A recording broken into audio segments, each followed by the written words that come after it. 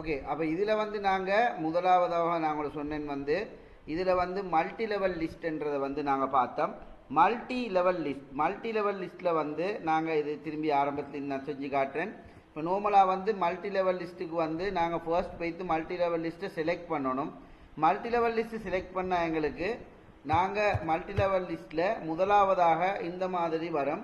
இப்போ நான் சொல்லுவேன் ஹார்ட்வேர் டைப் பண்ணுறேன்னு வைப்போமே, ஹார்ட்வேர் டைப் பண்ணுறேன். இப்போ என்டர் பண்ணால் ஹார்ட்வேருக்கு உள்ளுக்கு வந்து நாங்கள் கீபோர்ட் மவுஸ் டைப் பண்ணணுமா. இப்போ இதில் உங்களுக்கு ஏற்கனவே இதில் டைப் பண்ணி பட்டிருக்குது இன்புட் டிவைஸ் அவுட்புட் டிவைஸ்.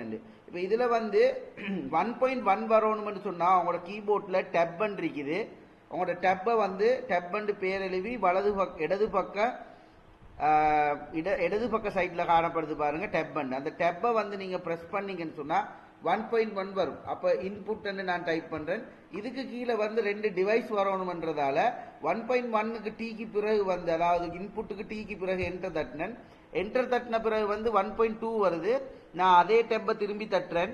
அப்போ 1.1 வந்திருக்குது.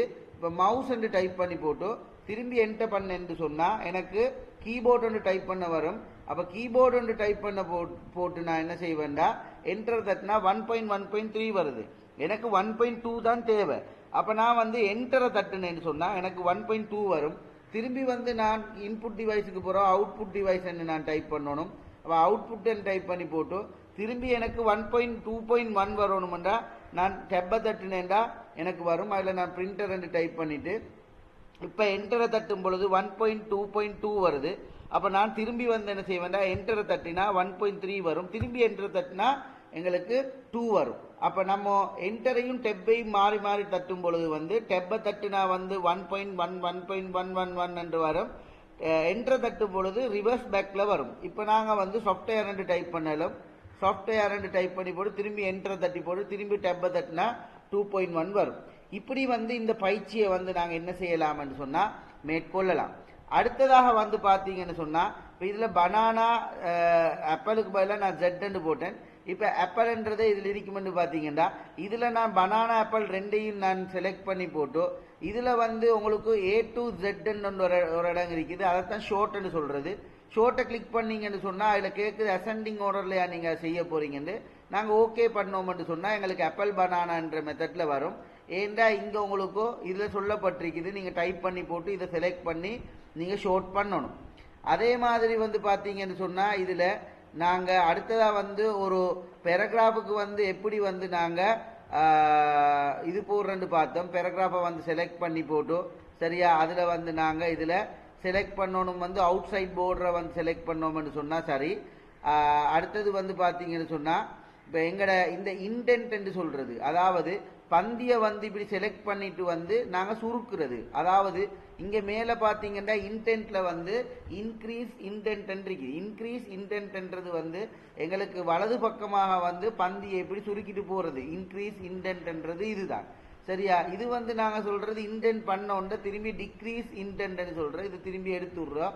எங்களுக்கு தேவைண்டா இது சுருக்குற ஒரு அளவாக எவ்வளோக்கு சுருக்கணுமோ அவ்வளோ அளவாக சுருக்கி எடுத்துக்கலாம்.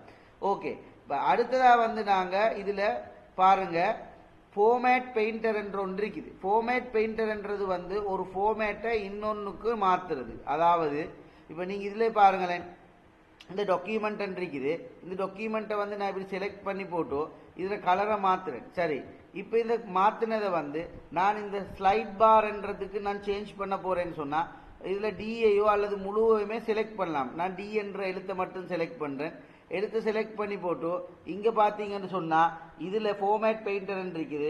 அதை கிளிக் பண்ணி போட்டு இங்கே வந்து ஸ்லைட் பார் என்ற இடம் வரும் பொழுது மட்டும் பாருங்கள் ஒரு பெயிண்ட் ப்ரஷ் மாதிரி வருது. இப்போ எங்களுக்கு கேர்சரும் பக்கத்துலேயே வந்திருக்குது.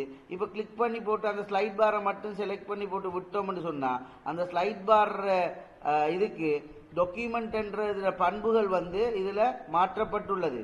அப்போ ஃபார்மேட் பெயிண்டர் வேலை என்னன்னு சொன்னால் இந்த டாக்குமெண்ட்ல இருக்கிற பண்புகளை நம்ம செலக்ட் பண்ற அந்த இதுக்கு மாத்துறது தான் ஃபார்மேட் பெயிண்டர் வேலை. ஓகே, இப்போ அடுத்ததாக வந்து நீங்க பாத்தீங்கன்னு சொன்னா இந்த இடத்துல வந்து பாருங்க ஒரு பேராகிராஃப்ல வந்து ஷோ ஹைடுன்னு ஒன்று இருக்குது. அதாவது நீங்க எங்கெங்க இடத்துல எல்லாம் வந்து என்டர் தட்டிருக்கீங்க, எந்தெந்த இடத்துல எல்லாம் வந்து நீங்க ஸ்பேஸ் விட்டுருக்கீங்கன்றத வந்து இதுல வந்து உங்களுக்கு காட்சி அளிக்கப்படும். பாருங்க, இதுல கிளிக் பண்ணா நீங்க என்டர் பண்ண இடமெல்லாம் உங்களுக்கு காட்டும். நீங்க ஸ்பேஸ் விட்ட இடமெல்லாம் டாட்